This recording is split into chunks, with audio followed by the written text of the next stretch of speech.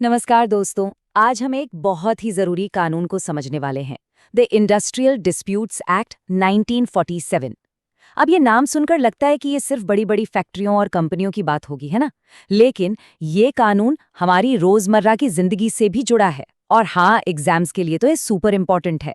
तो चलिए इस थोड़े से मुश्किल लगने वाले कानून को एकदम आसान भाषा में समझते हैं। तो आज हम क्या क्या कवर करने वाले? सबसे पहले तो यही जानेंगे कि ये इंडस्ट्रियल डिस्प्यूट होता क्या है। फिर इस एक्ट की दो सबसे ज़रूरी परिभाषाओं पर नज़र डालेंगे। ये समझो कि ये इस कानून की नींव हैं। इसके बाद हम देखेंगे कि झगड़े सुलझाने के लिए क्या क्या तरीके, मतलब क्या मशीनरी है, और फिर जब बात नहीं बनती तो कौन से कोर्ट्स हैं। आखिर में कुछ ज़रूरी नियम और एक फटाफट रिविजन भी करेंगे ताकि सब कुछ दिमाग में बैठ जाए। तो तैयार हैं? चलिए शुरू करते हैं सबसे पहले और सबसे बेसिक सवाल से कि आखिर ये इंडस्ट्रियल डिस्प्यूट या औद्योगिक विवाद है क्या चीज। इसको ना किताबी भाषा से नहीं, बल्कि एक रियल लाइफ एग्जाम्पल से समझते हैं। सोच कर देखिए, एक फैक्ट्री है, सब वर्कर्स बड़ी मेहनत से काम कर रहे हैं, साल के आखिर में उन्हें बोनस की उम्मीद है। लेकिन मैनेजमेंट कहता है नहीं, इस साल कोई बोनस नहीं मिलेगा। अब क्या होगा? माहौल एकदम गर्म हो जाएगा, है ना? हो सकता है वर्कर्स हड़ताल कर दें, फैक्ट्री का काम रुक जाए। बस इसी तरह की सिचुएशन को कंट्रोल करने के लिए, उन्हें एक झगड़े में बदलने से रोकने के लिए ये कानून बनाया गया है। ये एक पूरा सिस्टम देता है, एक रास्ता दिखाता है। अच्छा, तो अब जब हमें प्रॉब्लम पता चल गई है, तो चलिए उस टूलकिट को देखते हैं जो इस प्रॉब्लम को सॉल्व करता है। लेकिन कोई भी टूलकिट इस्तेमाल करने से पहले उसके सबसे ज़रूरी औजारों को समझना पड़ता है, राइट? इस कानून के लिए वो दो सबसे ज़रूरी औजार हैं, इसकी दो डेफिनेशंस। ये समझ गए तो समझो आधा एक्ट समझ आ गया। तो पहला औजार है इंडस्ट्री की परिभाषा। ये आपको मिलेगी सेक्शन 2J में। याद रखिएगा, सेक्शन 2J। बहुत आसान शब्दों में, कोई भी ऐसी जगह जहां एम्प्लॉयर और एम्प्लॉय, मतलब मालिक और कर्मचारी, मिलकर कोई काम कर रहे हैं जिससे इंसानों की ज़रूरतें पूरी हों, वो एक इंडस्ट्री है। मतलब वो बिस्किट बनाने वाली फैक्ट्री भी इंडस्ट्री है और एक सॉफ्टवेयर बनाने वाली कंपनी भी इंडस्ट्री है। इसका स्कोप बहुत बहुत बड़ा है। अब इस इंडस्ट्री की परिभाषा को लेकर ना बहुत कंफ्यूजन था। तो सुप्रीम कोर्ट ने एक बहुत ही famous case, Bangalore water supply case में, एक ट्रिपल टेस्ट बनाया। ये एक तरह की चेकलिस्ट है। देखिए, इसमें 3 सवाल हैं। पहला, क्या वहाँ सिस्टमैटिक एक्टिविटी होती है, मतलब काम एक तरीके से होता है? दूसरा, क्या एम्प्लॉयर एम्प्लॉय कोऑपरेशन है? और तीसरा, क्या वहाँ गुड्स या सर्विसेज का प्रोडक्शन हो रहा है? अगर इन तीनों सवालों का जवाब हाँ है, तो बस वो जगह एक इंडस्ट्री है। और इसी टेस्ट की वजह से आज हॉस्पिटल्स, यूनिवर्सिटीज, ये सब भी इंडस्ट्री माने जाते हैं। ठीक है, अब आते हैं दूसरी सबसे जरूरी परिभाषा पर। यह है इंडस्ट्रियल डिस्प्यूट, और ये है सेक्शन 2K में। ये भी याद रखना है। तो इंडस्ट्रियल डिस्प्यूट क्या है?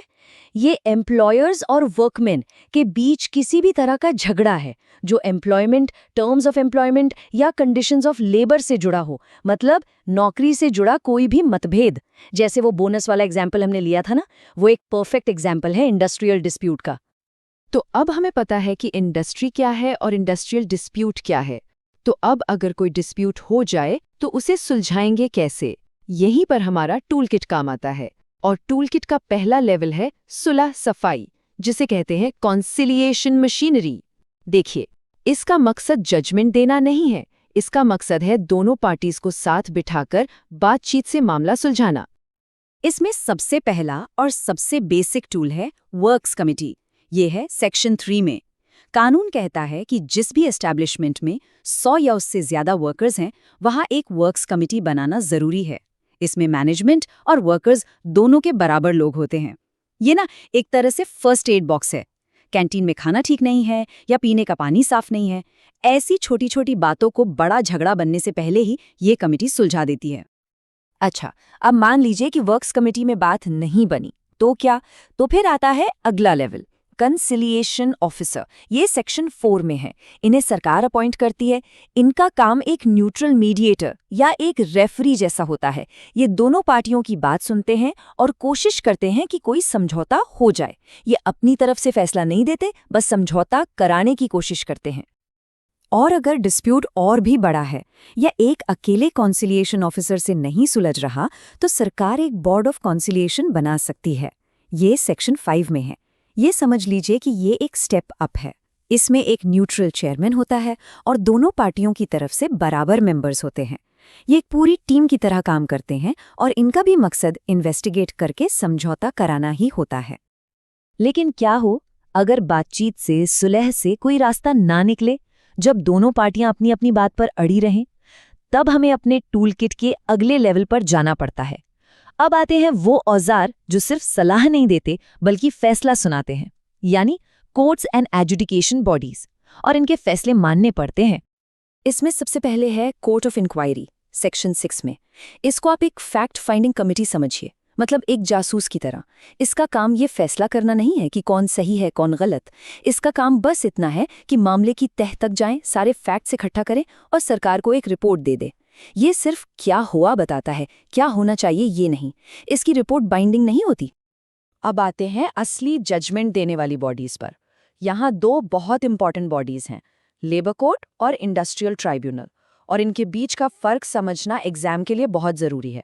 देखिए, लेबर कोर्ट जो सेक्शन 7 में है, वो सेकंड शेड्यूल में दिए गए मामलों को सुनता है, जैसे किसी एक वर्कर को नौकरी से निकाल दिया या वेजेस का मामला है, बोनस का मामला है, ये सब। वहीं इंडस्ट्रियल ट्राइब्यूनल जो सेक्शन 7A में है, वो थर्ड शेड्यूल के मामलों को देखता है। ये ज्यादा बड़े मामले होते हैं, जैसे पूरी कंपनी में छंटनी, रिट्रेंचमेंट, लॉकआउट या वर्किंग आवर्स बदलना। तो याद रखिए, labour court second schedule, industrial tribunal third schedule. और एक और है नेशनल ट्रिब्यूनल, सेक्शन 7B। ये तब बनाया जाता है जब मामला बहुत ही बड़ा हो, मतलब नेशनल इंपॉर्टेंस का हो या एक से ज्यादा स्टेट्स पर उसका असर पड़ रहा हो, तब सेंट्रल गवर्नमेंट इसे बनाती है। तो हमने देख लिया कि डिस्प्यूट होने पर उसे सुलझाना कैसे है, लेकिन क्या कोई ऐसा तरीका है कि डिस्प्यूट हो ही ना? जी हाँ, बिल्कुल। अब हम इस टूलकिट के यूजर मैनुअल पर नजर डालेंगे, मतलब वो नियम जो झगड़े को पैदा होने से ही रोकते हैं। एक नंबर है जो इस कानून में बहुत बहुत जरूरी है, और वो नंबर है 21। आखिर इस 21 दिन में ऐसा क्या खास है, चलिए देखते हैं। ये 21 दिन का रूल आता है सेक्शन 9A से, नोटिस ऑफ चेंज। ये कहता है कि अगर कोई एम्प्लॉयर अपने वर्कर्स की सर्विस कंडीशंस में कोई बदलाव करना चाहता है, जैसे मान लीजिए वर्किंग आवर्स बदलना है या छुट्टियों के नियम बदलने हैं, तो वो ऐसा अचानक से रातों रात नहीं कर सकता। उसे कम से कम 21 दिन पहले एक नोटिस देना होगा। ये बहुत ज़रूरी रूल है ताकि मैनेजमेंट अपनी मनमानी ना कर सके। अब एक डिस्प्यूट को फाइनल डिसीजन के लिए कैसे भेजा जाता है? इसके दो रास्ते हैं। पहला है सेक्शन 10 में, जिसमें सरकार यानी गवर्नमेंट डिस्प्यूट को लेबर कोर्ट या ट्रिब्यूनल के पास भेजती है। इसे कहते हैं गवर्नमेंट रेफरेंस। दूसरा रास्ता है सेक्शन 10A, वॉलंटरी आर्बिट्रेशन। इसमें सरकार का रोल नहीं है। एम्प्लॉयर और एम्प्लॉय दोनों मिलकर अपनी मर्जी से किसी तीसरे आदमी, मतलब एक आर्बिट्रेटर को चुनते हैं कि वो हमारा झगड़ा सुलझा दे। और मजे की बात यह है कि दोनों ही मामलों में जो फैसला आएगा वो बाइंडिंग होगा, मतलब मानना ही पड़ेगा। तो हमने इस पूरे एक्ट का एक टूर ले लिया है। हमने डेफिनेशन समझी, कॉन्सिलिएशन मशीनरी देखी और कोर्ट्स के बारे में भी जाना। अब एग्जाम से पहले फटाफट रिवीजन करने का टाइम है। चलिए सब कुछ एक साथ एक जगह पर देखते हैं। ये टेबल, ये आपकी एग्जाम रिवीजन के लिए गोल्डन की है। इसका एक स्क्रीनशॉट जरूर ले लीजिए। चलिए जल्दी से देखते हैं। सेक्शन 2J, इंडस्ट्री की परिभाषा। 2K, इंडस्ट्रियल डिस्प्यूट की परिभाषा। सेक्शन 3, वर्क्स कमेटी, 100 से ज्यादा वर्कर्स पर। Section 4, conciliation officer. फिर section 7, labour code second schedule के लिए, और 7A, ट्रिब्यूनल थर्ड शेड्यूल के लिए। और वो 21 दिन वाला रूल, वो है section 9A, notice of change. और वॉलंटरी आर्बिट्रेशन है सेक्शन 10A। बस ये सेक्शंस और इनके मेन फंक्शन याद कर लिए तो बहुत सारे क्वेश्चन सॉल्व हो जाएंगे। और अब जाने से पहले एक सवाल आपके लिए छोड़कर जा रहा हूं। आज का जमाना बदल रहा है, गिग इकोनॉमी आ गई है, लोग घर से काम कर रहे हैं, रिमोट वर्क कर रहे हैं। तो जरा सोचिए, क्या हमारे 1947 के कानून में इंडस्ट्री और वर्कमैन की जो परिभाषाएं हैं वो आज भी उतनी ही रेलेवेंट है? क्या उन्हें बदलने की, इवॉल्व करने की जरूरत है? इस पर सोचिएगा जरूर। मिलते हैं अगले विश्लेषण में।